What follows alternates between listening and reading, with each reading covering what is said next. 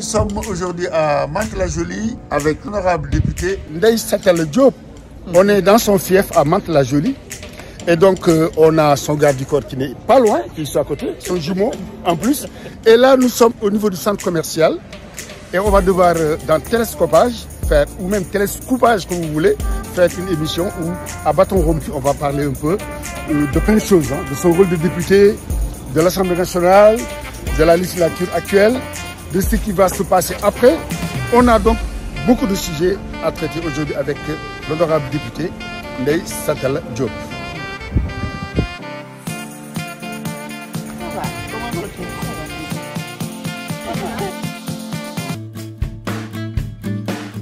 J'ai entendu qu'il y avait même des restaurants sénégalais à l'intérieur. Il y a un Malien qui est là. C'est Amit. Elle est restauratrice. Il y a un magasin sénégalais. Ah, il y a un magasin Voilà, derrière. c'est les Djoumanera. Voilà, c'est du monnaie. Ah, c'est bien, c'est bien. Il y a Digo. Digo, il y a les enfants. Oui, oui. Le premier magasin où on pouvait avoir des produits exotiques ici à Mantes. Moi, je suis arrivé à Mantes en 1983. C'est eux qui vendaient tout ce qui est produits exotiques, guéguillette, tout. Les guéguillettes et autres, hein? Et autres. Du poisson et autres, hein? Oui, ils vendent du poisson, ils vendent du tout, hein, du sel. En 83, vous m'avez dit, hein, madame? Moi, je suis arrivé en 83 et je l'ai trouvé. Ils étaient là. Ils étaient déjà Ah, là. lui, il n'était pas encore né. Hein. J'étais pas encore. Il est plus ancien que moi, le magasin. Donc le papa est décédé, c'était quelqu'un de bien, vraiment. Paix à son âme. Tout le monde le connaissait, Digo, c'était quelque chose. Madame la députée, on est? À l'agence consulaire de Mantes-la-Jolie. D'accord. Voilà, donc on peut faire ici des demandes de pièces d'identité, les transcriptions pour nos enfants, quand tu veux leur donner la nationalité sénégalaise. Tu peux amener ici ton livret pour faire La transcription. Par contre, la validation, c'est sur Paris. Et les cartes d'identité, on les fait ici, on retire ici. Les passeports? Les passeports, tu peux faire les demandes, mais ça part sur Paris. D'accord. Voilà. Il y a toujours des délais très longs pour les passeports?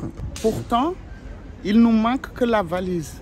Ils ont signé tous les accords pour qu'on puisse le faire ici. L'année dernière, j'avais demandé, c'était au mois d'octobre. Je me dis, c'est en cours. Je dis, mais quel est le délai? Parce qu'il reste qu'à amener la valise. Hein. Ils avaient signé tout. J'ose espérer que les dirigeants vont maintenir les agences consulaires pour désengorger Paris. Parce que tout le monde ne peut pas aller sur Paris. Tu te rends compte que tu peux faire plus de 800 km pour venir faire une carte d'identité et tu n'es même pas sûr de pouvoir passer. Parce que des fois, tu arrives, on va te dire tel document n'est pas bon, ceci, cela. Donc, s'il y avait des agences consulaires un peu partout, je pense qu'ils pourraient désengorger Paris pour tout ce qui est demande administrative. Même si c'est pour des mandats, pour faire des procurations, tu le déposes à ton agence consulaire, il l'envoie sur Paris et ensuite on te le ramène. Tu ne perds pas une journée. Payer le TGV ou l'avion pour arriver sur Paris. D'accord. Ça, c'est des bonnes choses. J'ose espérer qu'ils vont le multiplier et maintenir ce qui existe déjà. En plus de Paris, on a Bordeaux, on a Marseille. On a Bordeaux, on a Marseille, il y a Lyon. Peut-être qu'il y aura le Havre, non? Il y a le Havre. Et Mantes-la-Jolie. D'accord.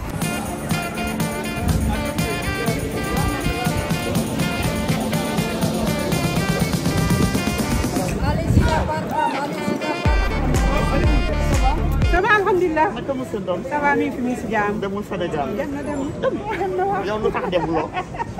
Mënoon nga dem nag ànd ak moom. Déjà, mais pourquoi avoir investi là-bas? Salut Etienne, comment ça va? Ouais,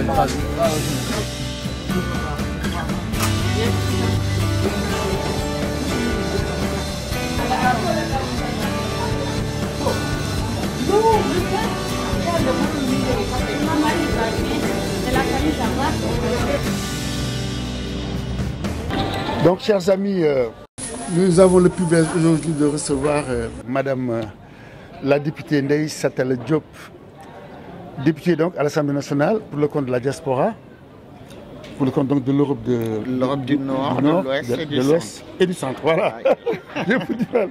Donc on est avec elle et donc honorable député, nous sommes contents donc de vous recevoir aujourd'hui par rapport à toutes les questions qu'on va aborder. Mais tout d'abord, est-ce que vous pourriez en quelques mots vous présenter, Madame la députée? Bonjour, cher. Merci pour cette invitation parce que ça me permettra de pouvoir parler à tous mes concitoyens qui sont là et qui n'ont pas toujours l'occasion de pouvoir me rencontrer ou me voir. Merci donc pour cette invitation qui tombe à pic juste avant que je reparte pour Dakar encore, Inch'Allah. Donc moi je suis Ndeye Satali Diop. J'habite dans un petit village maintenant qui s'appelle Choufour-les-Bonnières. Choufour-les-Bonnières. Les Bonnières. À quelques encablures de Mantes-la-Jolie. Mantes-la-Jolie, commune que je connais très bien parce que j'y ai vécu plus de 30 ans. Je me suis marié à la mairie de Mantes. Mes enfants sont nés à Mantes. Voilà. Donc je connais bien la ville de Mantes qui est vraiment une ville-centre.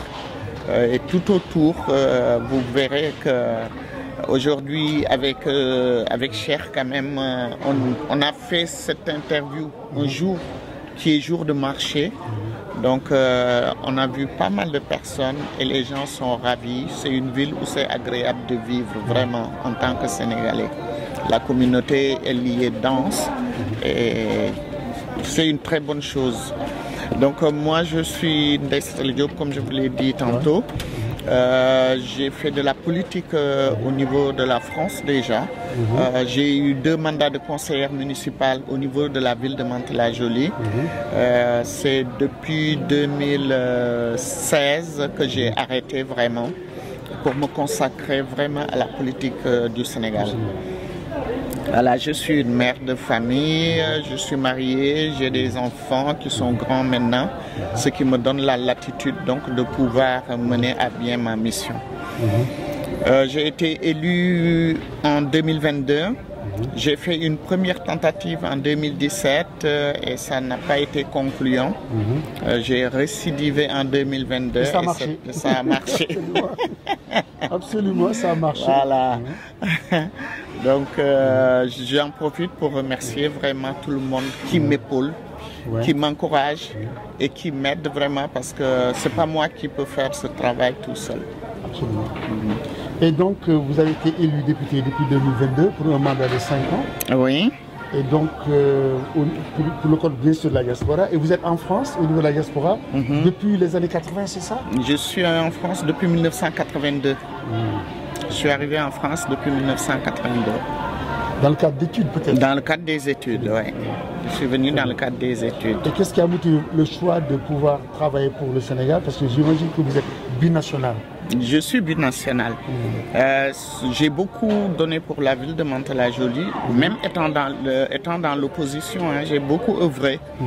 Donc pendant les campagnes électorales, il y a beaucoup de papas sénégalais quand on allait dans les porte-à-porte qui me disaient mais toi comment tu te débrouilles et tout, pourquoi tu fais pas la politique du Sénégal? Et j'avais dit à un doyen, Monsieur Camara, et je lui avais dit que le jour que je vous verrai quelqu'un qui vraiment œuvre pour le Sénégal, je m'engagerai dans la politique sénégalaise. C'est après que j'ai vu Khalifa Sall, ce qu'il a fait sur Dakar, quand il était maire de Dakar. Ça m'a beaucoup motivé aussi. Et quand j'ai su qu'il allait se présenter, qu'il était un potentiel candidat, c'est là où je me suis engagé dans la politique, en 2014. Donc. Vous êtes intéressé à la politique quand vous avez vu Khalifa Sall à l'œuvre à la mairie? À la mairie de Dakar. La façon dont il avait nettoyé Dakar, que ce soit aux allées du Centenaire, quand on a enlevé les ambulants, que vraiment la ville était devenue beaucoup plus accueillante, beaucoup plus propre. Parce qu'il ne faut pas penser seulement pour nous Sénégalais. On a des touristes qui viennent.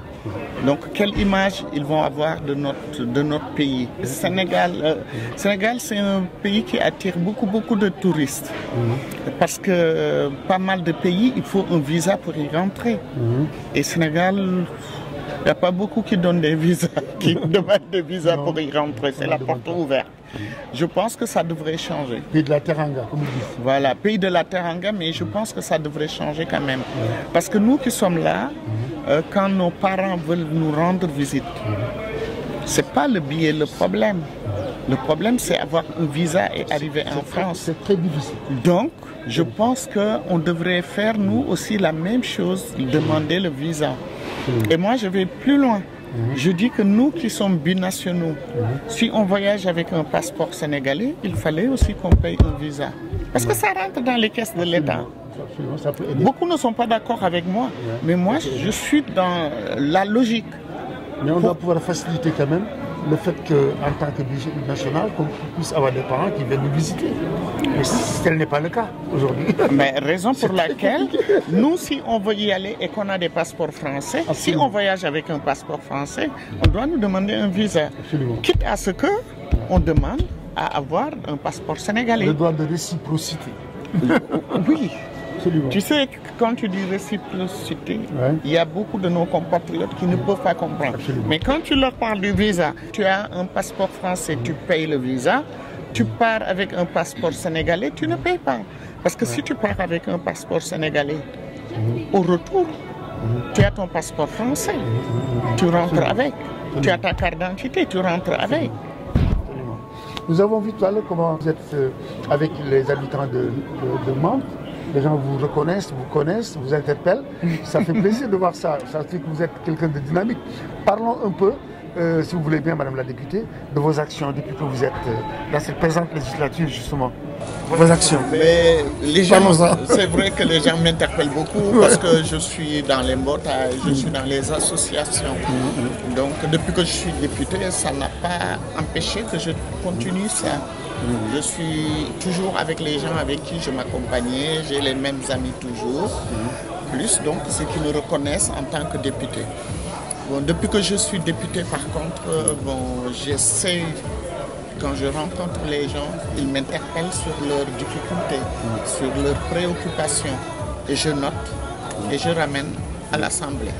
Donc ceux qui me suivent savent très bien que quand j'interviens, moi je n'interviens pas pour faire l'éloge de tel ou tel leader. Moi je vais uniquement pour les doléances que les gens m'ont données.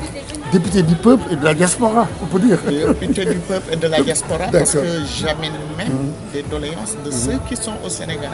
D'accord. Parce que j'ai de la famille.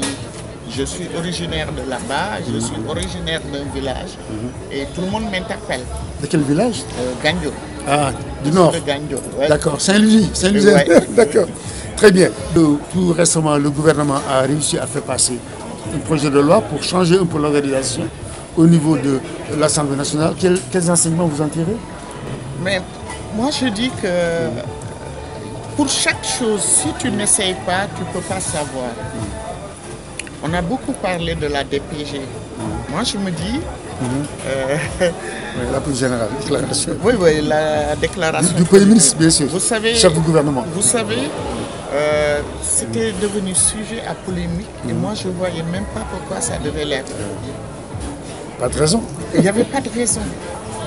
Si on est député du peuple, on est là pour voter ce qui est bénéfique pour le peuple. Absolument. On ne cherche pas c'est quelle personne qui l'a présenté. Moi, c'est mon fonctionnement. Ce qui est bien pour le peuple, je le voterai. N'importe qui le présente. Quand ce n'est pas bon pour le peuple, je ne le voterai pas.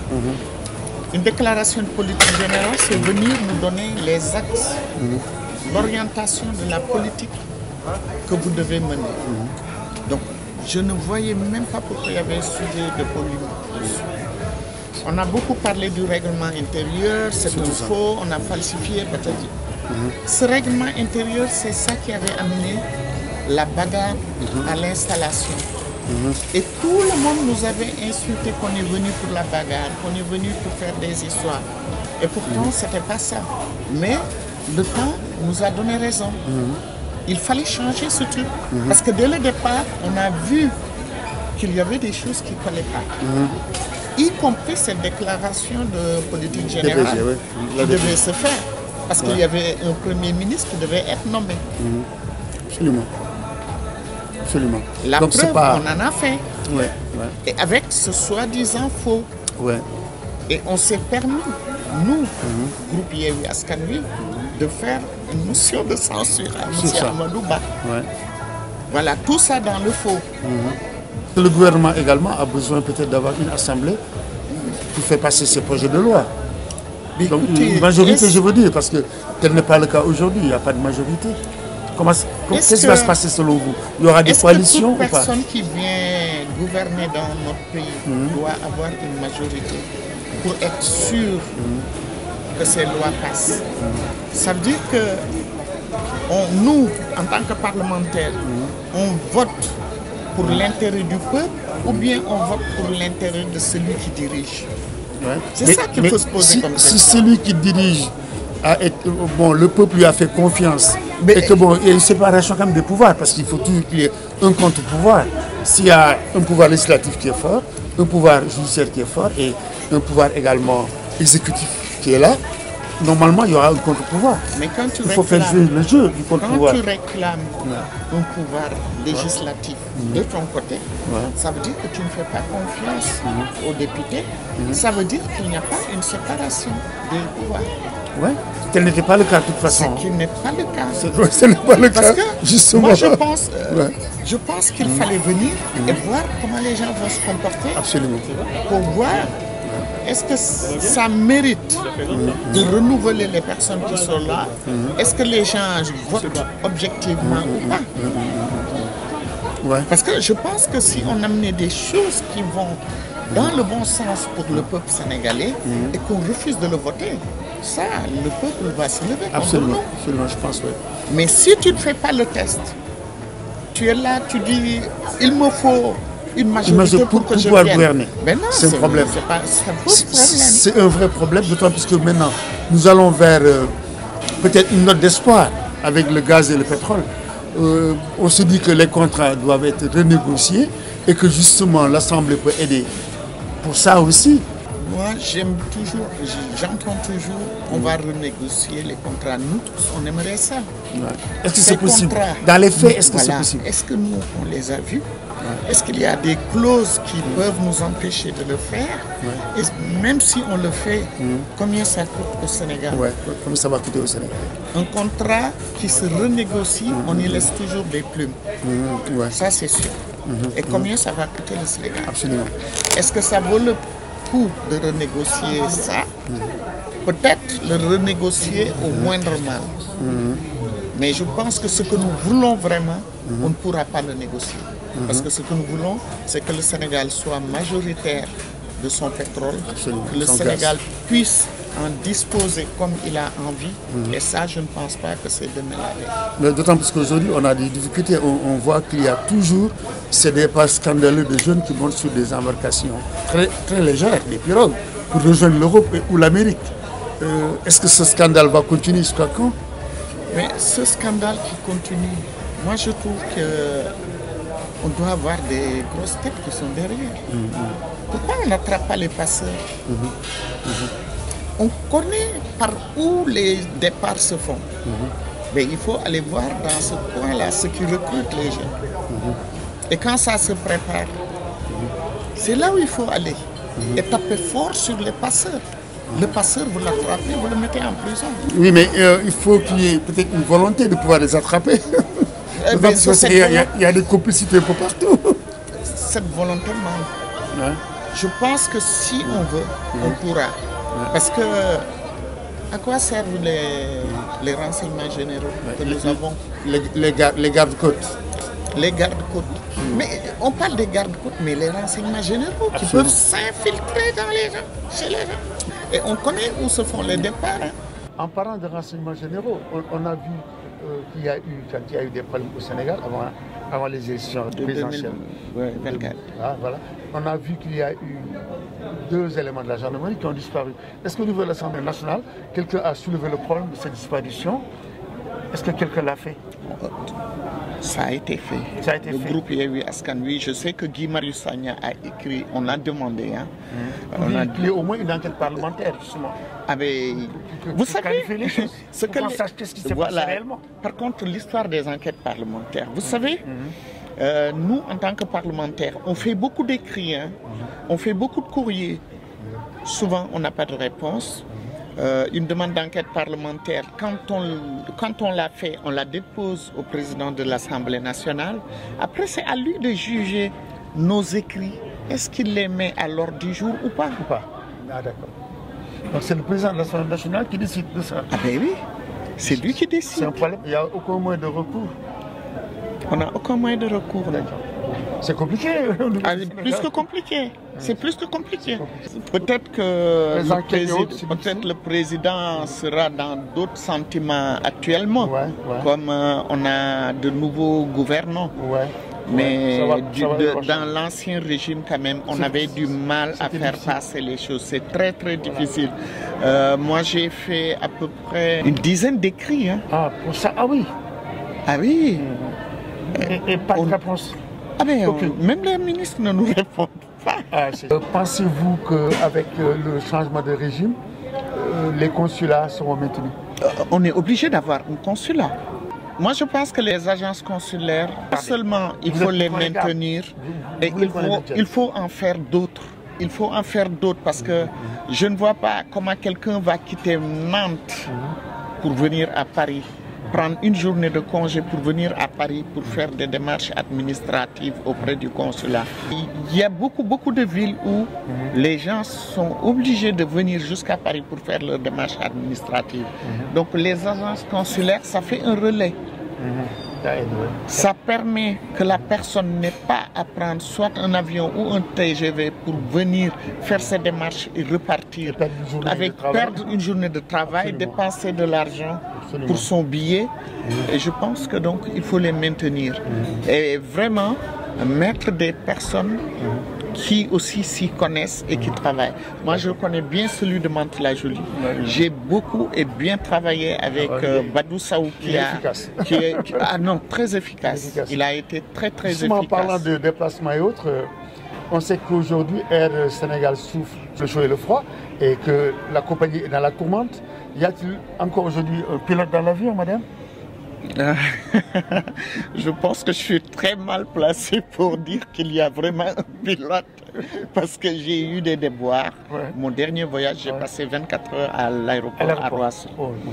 Voilà, je suis arrivé, il était 7 h du matin pour un vol qui était à 10h20 ou 10h40. L'avion qui devait nous amener au Sénégal n'est arrivé qu'à minuit et demi. J'ai passé toute la journée à l'aéroport. Beaucoup m'ont dit de rentrer à la maison, d'attendre demain. Je dis demain, c'est la même chose qui se passera pour les autres. Parce que comme l'avion est déjà en retard et je suis sur place, j'avais déjà enregistré mes bagages, je reste dans la salle d'attente. Vous avez attendu? J'ai attendu. J'ai attendu. Très long. Nous, on nous fait voyager en business. Donc, on va au salon d'honneur. Sauf que le salon avec lequel Air Sénégal a le contrat, à partir de 21h30, il fallait sortir de là. Donc, on est sorti, on est resté avec les autres. Moi, ça ne me dérange pas. C'était la première fois que je rentrais même dans ce salon. Parce que chaque fois, je restais dehors, moi, avec les gens. À l'embarquement, toujours, on me demande, mais madame, il y avait le salon, pourquoi vous n'êtes pas partie? Non, ça ne me dérangeait pas de rester avec les autres et puis de repartir. C'est le même avion qui nous amène. Donc, vous avez des sentiments partagés entre votre patriotisme, en fait, et la déception. Mais patriotisme... Parce que les gens, ils prennent Air Sénégal par patriotisme. Moi, je demandais. Nous, c'est l'Assemblée qui nous achète le billet. Vous n'avez pas le choix. Nous, on n'a pas le choix. De la diaspora, à qui j'ai posé la question, beaucoup le font. me disent, on le fait par patriotisme. Sauf que le retour n'est pas bon. C'est dommage. C'est dommage. Je ne sais pas. Quelle est la solution selon vous? Ramener Corsair qui desservait à des prix compétitifs. Donc Dakar, Paris et autres, Corsair, beaucoup de gens m'en parlent aujourd'hui. C'est vrai que depuis qu'il y a Air Sénégal, les prix sont beaucoup plus élevés. Et Corsair continue à desservir, par exemple, Abidjan. Et même Abidjan, la Côte d'Ivoire. Oui, ça existe toujours. Et à des prix 2 fois moins chers que Air Sénégal. Donc, est-ce que ce n'est pas un problème? Selon vous, madame la députée. On a voulu mettre les petits plats dans les grands avant le temps. Je pense que le vrai problème de Air Sénégal, pour moi, mon constat, c'est je trouve que la compagnie a voulu aller un peu partout, très tôt. Oui, trop tôt, oui, c'est trop tôt. Voilà. J'ai l'impression qu'on n'a pas beaucoup d'avions. Ouais. Combien on a dans la flotte, je ne le sais pas du tout. Ouais. Je ne pense pas qu'on en ait beaucoup. Dans mes voyages, c'est très rare que l'équipage soit sénégalais. Il y en a que je n'arrive même pas à situer et qui ne parlent même pas le français. Ouais. Ils parlent anglais. Tu as 2 ou 3 hôtesses ou stewards qui sont sénégalais, mais tout le reste, tout l'équipage, tu ne sais pas d'où est-ce qu'ils sortent. Je trouve ça dommage. Ouais, c'est dommage quand même pour une compagnie. Ça aurait été mieux que Air Sénégal fasse la liaison, par exemple, Paris-Dakar, jusqu'à avoir les reins solides. Absolument, et essayer d'autres destinations. Diversifier après. Parce que moi, le jour que je venais, ce jour-là, ceux qui allaient sur Saint-Louis par Air Sénégal, ils affrétaient un bus. Moi, jamais, au grand jamais, je ne vais pas acheter un billet d'avion et qu'on me mette dans un bus pour m'emmener à destination. Ouais, ça, je refuserai catégoriquement. Et je demanderai qu'on me rembourse. Absolument. Quitte à acheter dans une autre compagnie. Ouais. Donc maintenant, le dernier point peut-être qu'on peut soulever, madame, c'est, si vous voulez bien sûr, c'est le problème des retraités, de la diaspora, des gens qui sont là, qu'on a vu même là tout à l'heure sur la grande place. Sur la grande place, tu vois, marché, des gens qui doivent rester après la retraite, après des années de travail. Les Sénégalais doivent rester encore en France? Les Sénégalais restent parce qu'ils veulent continuer à percevoir leur retraite. Vous savez, avant, on exigeait faire au moins 6 mois. Nous, en tant que parlementaires, on a trouvé les associations et la société civile de la diaspora qui avaient déjà commencé les démarches depuis bien longtemps pour qu'on puisse faire de sorte que nous aussi on puisse prendre la retraite et choisir notre lieu de vie. C'est-à-dire retourner au pays, choisir de retourner au pays ou choisir de rester en France. Et on avait demandé la portabilité de nos acquis, de ce pays. Parce qu'on a travaillé dans ce pays pendant des années, on a cotisé, donc tout ce qui est santé, les gens qui se font suivre régulièrement ici aimeraient bien revenir faire leur rendez-vous ici et repartir chez eux tranquille et continuer à toucher la retraite complémentaire et tout. Et c'est pas le cas aujourd'hui. C'est pas le cas. Maintenant, parce ils ont raccourci même. Parce que moi, j'ai posé la question au ministre des Affaires étrangères. On m'avait dit que la portabilité était en cours. Pour la Belgique aussi, on nous a dit que c'était en cours. Donc, on espérait. Sauf que ce qui est sorti du chapeau, finalement, c'est on ne peut pas faire plus de 3 mois. Quand on fait 3 mois, on perd sa complémentaire. C'est terrible. Et c'est terrible. C'est terrible, comme vous dites. Pour les pères de famille, tu as vu quand on a fait le tour. Voilà, tu vois, les papas, ils passent la journée. Il n'y a aucune voie de recours, madame? Mais réinterpeller la diplomatie. Donc, quelle solution, vous m'avez dit donc, il faut continuer à négocier? Il faut qu'on continue à interpeller la diplomatie et négocier ça, vraiment. Parce que certains pays, comme l'Algérie, les Marocains et tout ça, eux, ils négocient. Ils n'ont pas ce problème. Ils ont obtenu. Donc pourquoi pas nous? Surtout nous, le lien Sénégal-France, vraiment, le lien qu'on avait avec la France, je pense qu'on pouvait bénéficier de pas mal de choses. Parce qu'il faut voir qu'avant au Sénégal, moi quand je venais en France, le Sénégalais n'avait pas besoin de visa pour venir en France. Oui, absolument, à l'époque. Voilà. C'est Chirac qui a fait changer ça. Mais le Sénégal ne s'est pas battu. D'autres pays se sont battus. Quand la France a dit que tout le monde fait le visa, les pays comme le Mali, le Cameroun, tout ça, quand ils vont au Cameroun ou au Mali, il leur faut un visa. Nous, on devait faire pareil. Je reviens sur ça. Mais ça me tient à cœur. C'est des pays où je viens. Moi, je vais au Cameroun, je demande le visa. Le visa, il est à combien maintenant? 200 et quelques euros pour avoir un visa qui va durer 2 ou 3 mois. Absolument. Oui, c'est normal. Ouais, c'est normal. Même si on doit se déplacer en tant que Sénégalais à Londres, qui est à côté, on est obligé de payer presque la même chose. Exactement. Pour nos papas, là, il faut vraiment qu'on interpelle la diplomatie. Il faut faire quelque chose. Ce n'est pas du tout normal. Ces personnes ont travaillé dur pour la France. Ils ont cotisé. Ouais. Donc, on leur doit ça. Ouais, le on ne doit pas leur faire une contrainte. C'est le minimum qu'on doit... La seule contrainte, c'était de travailler et ils l'ont fait. Donc là, à la retraite, vraiment, il ne doit plus y avoir de contraintes pour moi. Absolument. Donc l'autre chose maintenant, Madame la députée, si vous voulez bien, à Dakar, vous avez mis en place un réseau, c'est ça? Au niveau de l'Assemblée nationale, oui, j'ai mis dernièrement en place un réseau parlementaire des Sénégalais pour la diaspora. Pourquoi vous l'avez fait, Madame? Je l'ai fait pour qu'on puisse pouvoir discuter beaucoup plus largement. Parce que, vous savez, au niveau de l'hémicycle, on est limité dans le temps. Par exemple, j'ai le ministre des Affaires étrangères qui arrive. J'ai toutes les doléances et je n'ai que 5 minutes. Ah oui. Si vous remarquez bien, moi, je ne m'attarde pas sur les salutations quand je vais à l'hémicycle. Vous allez de go, quoi. Je vais direct dans le vif du sujet. Je suis poli, je vais dire on vous souhaite la bienvenue ou quoi que ce soit, mais après j'enchaîne avec mes questions et mes préconisations. Et si vous remarquez bien dans mes interventions, il y a des interventions où je ne fais que des préconisations. Voilà. C'est pour le pays, je ne vais pas dire que je vais le garder pour quand nous on va être aux affaires pour le faire, non. Le réseau est en place déjà avec... On a mis en place le réseau. Tous les députés qui sont au niveau de la diaspora. J'ai mis toute la diaspora. Tous les députés de la diaspora, plus tous les députés de l'ancienne législature de la 13e. Ce que j'ai leur numéro, je les ai mis, ils feront partie, parce qu'ils ont un vécu quand même. Oui, bien sûr. Et j'ai essayé de prendre tout le monde dans tous les partis. D'accord. Dans tous les partis, j'ai pris. Vous avez aussi quelque chose à ajouter pour ce qui est des politiques menées pour le bien-être des populations de la diaspora?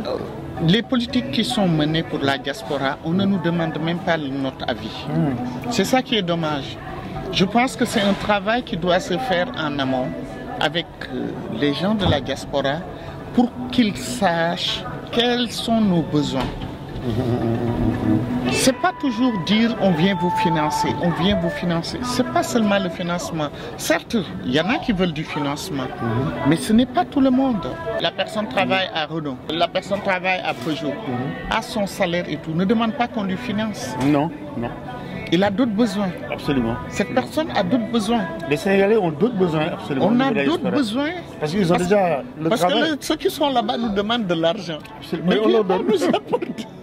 Ouais, on leur donne. Voilà, c'est pas la première chose que nous demandons. Oui, bien sûr. La première chose que nous demandons, c'est pas le financement. Il faut qu'on soit déjà considéré à part entière comme des Sénégalais. Parce que tout ce que nous faisons ici, c'est difficile. Administrativement, notre démarche, c'est très difficile au prix de nos institutions diplomatiques. Tu vas au Sénégal en vacances, tu veux profiter pour faire des démarches. On te fait marcher aussi parce qu'on sait que tu es là que pour un mois, tu vas repartir. C'est dommage. C'est ça qui est dommage. Et ça décourage beaucoup de Sénégalais. Parce que nous tous, on aspire de rentrer un beau jour. Investir au pays. Investir au pays. Mais si tu n'es pas bien accueilli pour préparer déjà le retour, est-ce qu'il te viendra à l'esprit d'y retourner et d'y investir? Et d'y investir. C'est un problème. C'est un problème. Parce qu'on a pris de mauvaises habitudes, peut-être. Et eux, ils vont trouver que c'est de mauvaises habitudes. Nous, on sait, tu viens quelque part, tu fais la queue pour accéder. Tu as besoin de quelque chose, tu prends rendez-vous, tu y vas. On te prend à l'heure. Tu vas au Sénégal, on te donne rendez-vous à 9h. À midi, on te dit la personne n'est pas là. Elle n'est pas là, elle est en réunion. Mais des fois, même la personne n'est même pas en réunion. On te dira qu'elle est en réunion, mais elle n'est même pas là. Elle est chez elle, elle est ailleurs. Il faut changer la manière de... Il faut que nous changeons nos procédés. Parce qu'ici en Europe, les gens sont beaucoup aussi plus carrés. Nos habitudes. Ils sont plus carrés ici, l'administration. Mais en fait, il faut avoir une administration moderne. Souvent, quand je parle, les gens me disent je joue la toubab. C'est pas qu'on joue la toubab. On a vu que C'est ça le développement d'un pays. Absolument. Quand tu veux que le pays avance, il va falloir mettre des règles. Et on les applique. On pose des lois, on les applique. On met des règles, tout le monde doit suivre les règles. Ouais. Ça se voit partout. Au niveau de l'administration du Sénégal, que dorénavant, il faut badger pour... quand on vient travailler, on badge. Ah ben, ce serait Pour une bonne justifier chose. de son arrivée et son départ. Ça, si on le fait, c'est une très très bonne chose. Vous ne savez pas si c'est vrai ou pas, Madame la députée? J'aimerais bien le voir. Vraiment, J'aimerais on en a bien parlé. le voir. C'est bien. Et j'ai salué l'idée en fait. Ah ben, les idées, il y en a. Voilà. Le Sénégalais Et je a sais tellement d'idées. Aujourd'hui au Sénégal, on remarque qu'après les assises de la justice, il y a eu donc des rapports qui ont été donnés et tout, et que maintenant on va une sorte de dispatching de certains magistrats qui sont affectés dans des régions. On a vu ça. Est-ce qu'ils sont sur la bonne voie? Moi, je trouve que c'est dommage. Beaucoup disent qu'on gagne ensemble, on gouverne ensemble. Je pense que l'administration, on doit la laisser intacte. Quand il y a des gens qui connaissent un secteur, autant les laisser. Continue. Ça permet aux nouveaux arrivants de se familiariser avec l'outil. Mais quand on les prend, on les amène. S'il n'y a que des novices, qui apprend à l'autre? Et ça, c'est un frein. Mais la politique, c'est la politique. C'est ça la politique. Même aux États-Unis, c'est comme ça. Mais c'est la politique, mais c'est dommage. Quand on gagne, pense on gagne et on parle avec les gens avec qui on a gagné. Vous savez, quand on nous dit, ici en France, quand on fait des saisies sur compte, il y a une partie insaisissable. La quantité insaisissable. Absolument. On devait faire ça aussi avec l'administration dans nos pays. Parce que quand on arrive, on balaye tout ce qu'il y avait. Vous savez que quand on change, c'est ça qui pousse au clientélisme. Oui, absolument. Parce que tu vas prendre tous les gens de ton bord politique, qu'ils connaissent ou qu'ils ne connaissent pas. Les gens qui font des faux CV et tout, tu vas les mettre et après, ça ne marche plus.